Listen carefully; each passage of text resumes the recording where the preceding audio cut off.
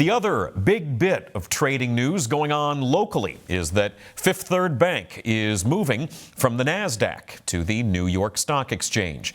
Cincinnati Business Courier reporter Steve Watkins has a write-up about this and the company's outlook for business lending demand going forward. That latter bit just dropped this morning, and Steve joins us back here now on the Working Lunch. Steve, thanks for coming on the show. Appreciate having you on this Friday.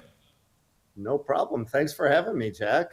Glad to have you here. So Fifth Third is moving. For the first time in its 158-year history, Fifth Third Bancorp is going to the New York Stock Exchange.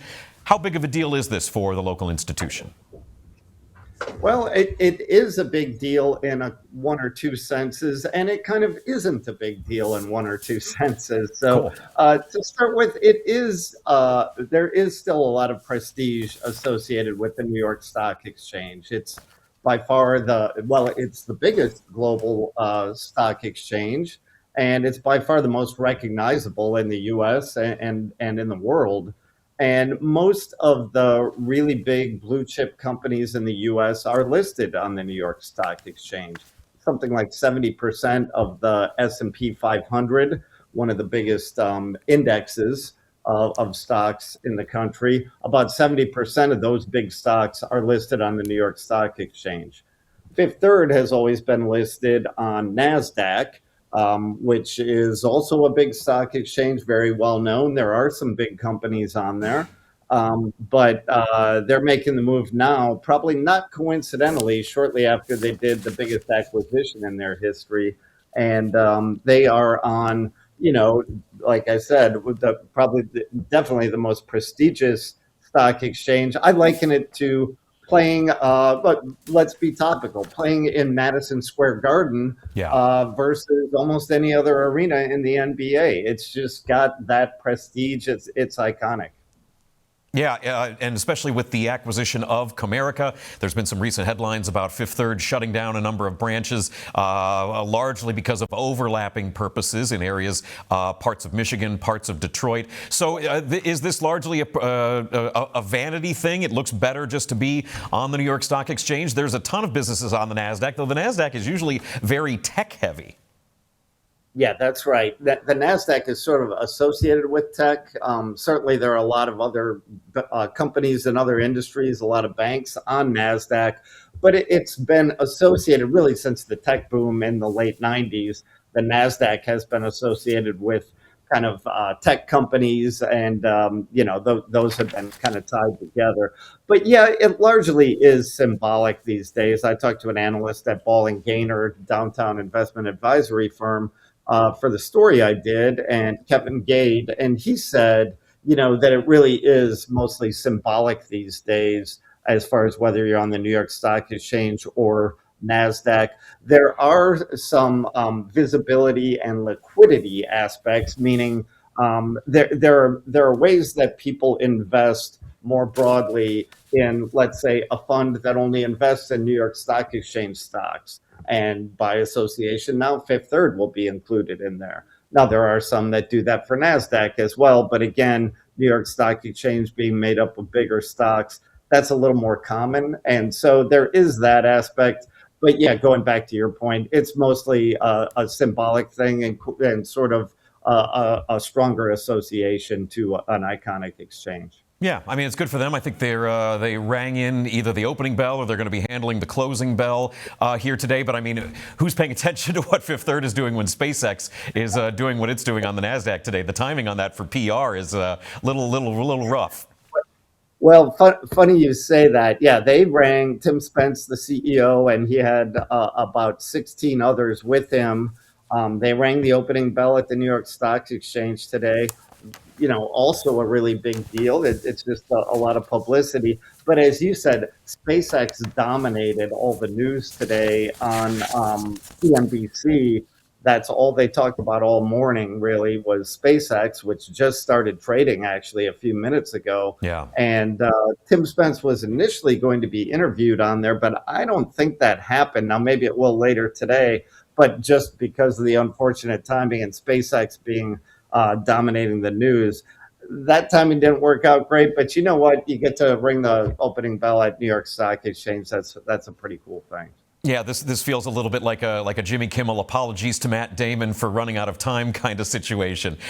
Hey, one other bit I wanted to ask you about related to Fifth Third and your piece from this morning about its forecast for business lending. Fifth Third had some good news about that, despite all of the questions that have been going on in the U.S. economy, a lot of questions in the world economy too about stability and volatility. Fifth Third is feeling kind of optimistic. Yeah, that was really interesting to me. A couple of their top executives spoke at an analyst and investor conference that Morgan Stanley hosts every year. It's for banks and financial services companies. Fifth Third's people, Christoph Schneider, the chief credit officer, and Brian Preston, the CFO, they spoke at that conference on Wednesday. And a lot of what they talked about was business loan demand and loan demand in general. And rightly so, that's a big concern for people because, as you pointed out, there's a lot of turmoil. We've got war in the Middle East. Inflation has kind of rocketed up. Certainly gas prices have gone crazy. And it makes people wonder, are businesses and even consumers, are they going to be in the mood to borrow money in this kind of environment? Or are they kind of pulling in, trying to conserve it?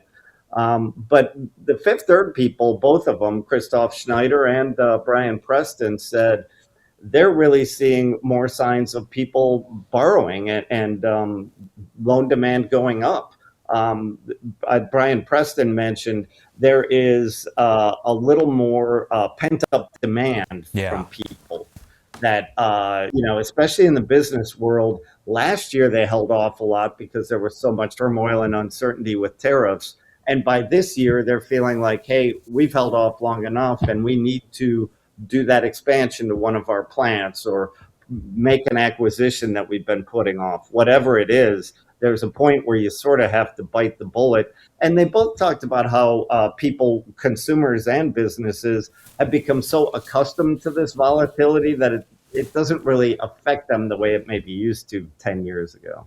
Yeah, your piece talks about how the idea of this volatility is a little bit like maybe what the new normal is. The concept of, boiling a frog, you slowly turn the water up and the frog may not realize that the water's getting hotter if it happens gradually enough. And the idea of pent-up spending and pent-up borrowing sounds a lot like sort of the snapback we saw economically coming out of all the COVID quarantines and the lockdowns that were going on that. All of a sudden, once things got back to normal and the floodgates reopened, there was a lot more travel. There was a lot more spending. And on the consumer level, too, we're still seeing spending doing okay, even in the face of all this inflation, though I think a lot of folks are thinking that is from people who got their tax returns, and we'll see if that continues on in a couple other quarters. I think there's still a few questions going forward about just exactly what sort of appetite people have to spend money.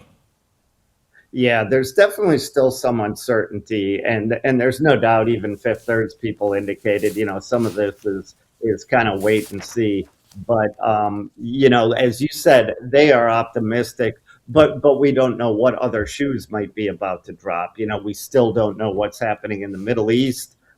We've heard for months that we're close to a deal and it hasn't happened yet. So how do you put much value in that? It could be resolved tomorrow. 3 months from now, we could be talking about the same thing.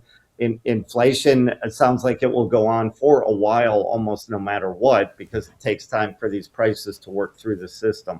So yeah, there is definitely some uncertainty out there, and it could play out in a few different ways. Yeah, inflation report that we just got this week from the month of May was some fairly bad news. Fifth Third talking about how business lending rose 6% from the year before. So Fifth Third's feeling optimistic about that.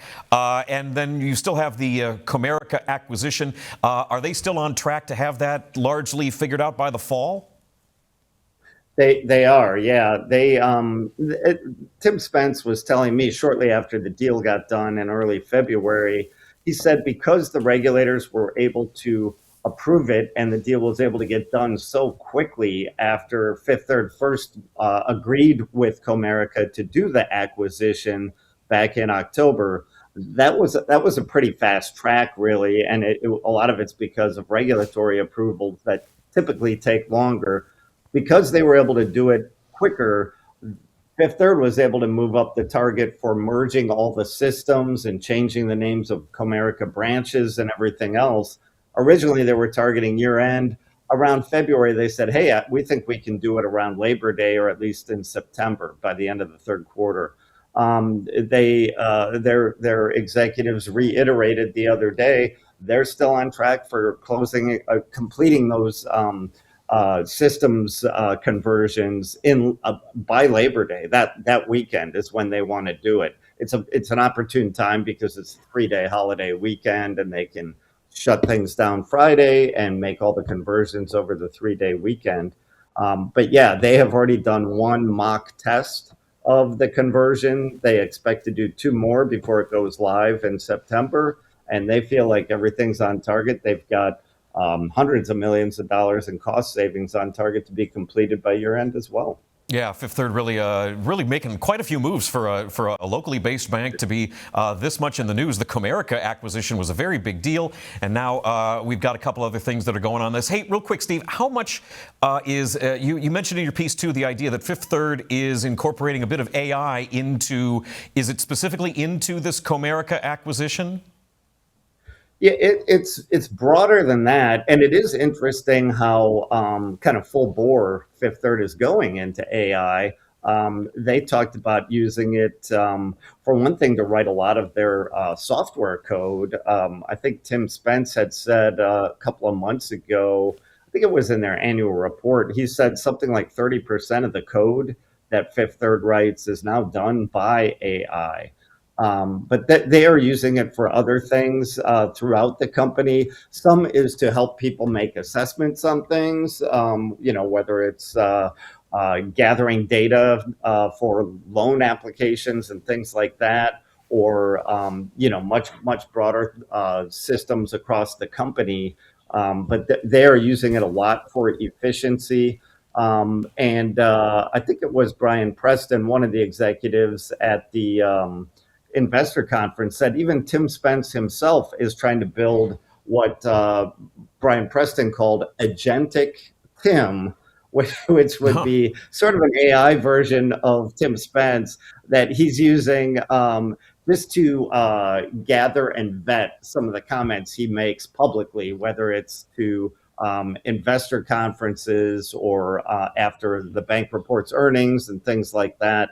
But he's trying to put together a system that will help him with, I'm sure, things like verifying statistics and things like that. And Brian Preston said a big part of that is just showing the company, hey, the CEO is even fully bought in on this. And the way Brian put it is, if you're going to work with Fifth Third, you've got to lean into AI because it is the future. So they're piling into that for sure. Wow, yeah. I mean, everybody's certainly saying that. We are wrapping up Cincy AI Week. Summer Crenshaw was on the show to talk about that earlier in the week. Certainly, everybody pushing forward on that. Hey, Steve, thanks very much. Appreciate having you on the show today. No problem. Thank you, Jack.